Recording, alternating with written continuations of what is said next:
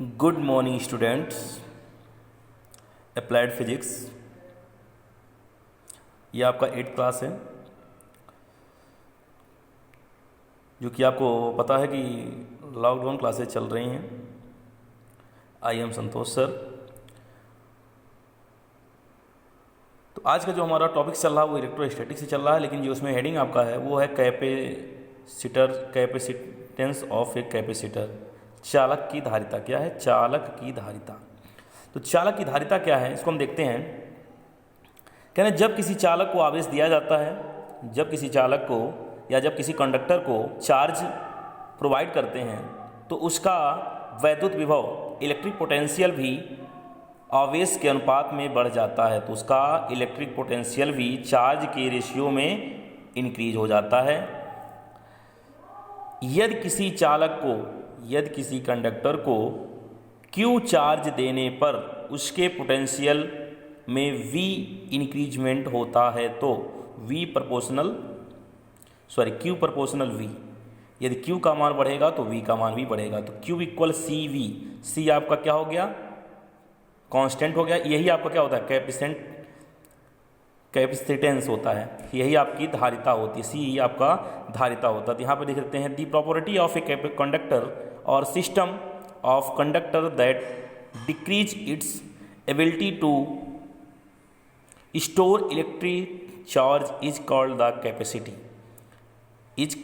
Capacity. C equal क्या होगा? Q upon V। C equal Q upon V farad.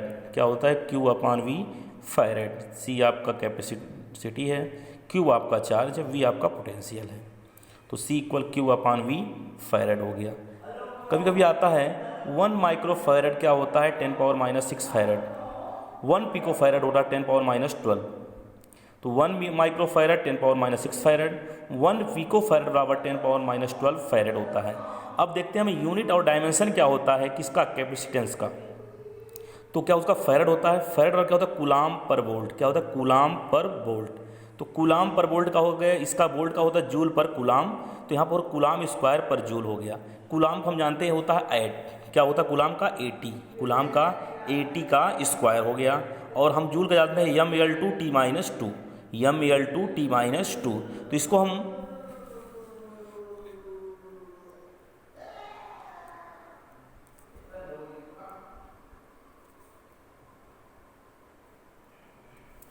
m-1L-2T⁴A2। तो इस प्रकार से हमारा ये क्या होता है? यूनिट और डायमेंशन आपका कैपेसिटेंस का बता दिया गया। तो कैपेसिटेंस क्या होती है, यूनिट डायमेंशन क्या होता है। अब हमारा जो नेक्स्ट हेडिंग है वो है आवेशित संधारित्र की ऊर्जा क्या है? Energy of A charge capacitor. Energy of A charge capacitor क्या है? Energy of A charge capacitor. Charge capacitor ये क्या होता है? तो देखते हैं हम।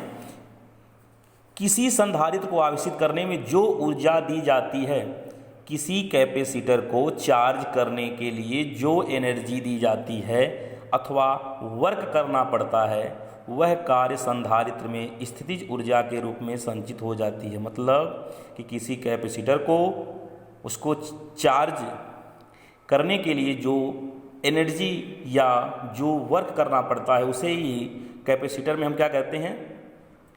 आवेशित ऊर्जा या स्थितिज ऊर्जा के रूप में स्टोर हो जाती है।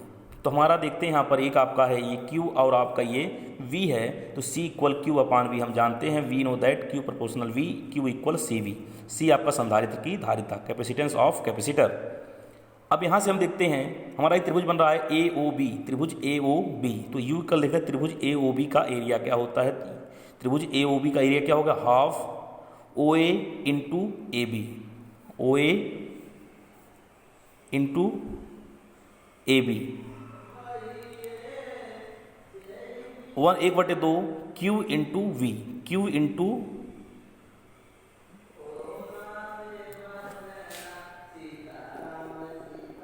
AB इंटू ये OB हो जाए, हाफ Q इंटू V। तो U का हाफ क्यू की जगह पे सी भी कर सकते हैं, तो हाफ सी वी स्क्वायर हो गया। ऐसी फार्मूला एक और होता है, V equal Q upon C, तो यू ऊपर half C into Q upon C का स्क्वायर, तो ये हो जाएगा half C into Q square upon C square. यहाँ से यू बराबर half Q square upon C, तो ये एक फार्मूला आपका ये भी होता है और ये फार्मूला आपका ये भी होता है, दोनों इंपॉर्टेंट हैं। तो आज के लिए आपका ये इतना ही रहेगा। इसी प्रकार से आपका इलेक्ट्रोस्टैटिक्स जो आपका थर्ड लेसन ये आपका कंप्लीट होता है। कल हम अगला चैप्टर पढ़ेंगे इलेक्ट्रिक करंट। तो आज के लिए इतना ही। Okay, thank you class.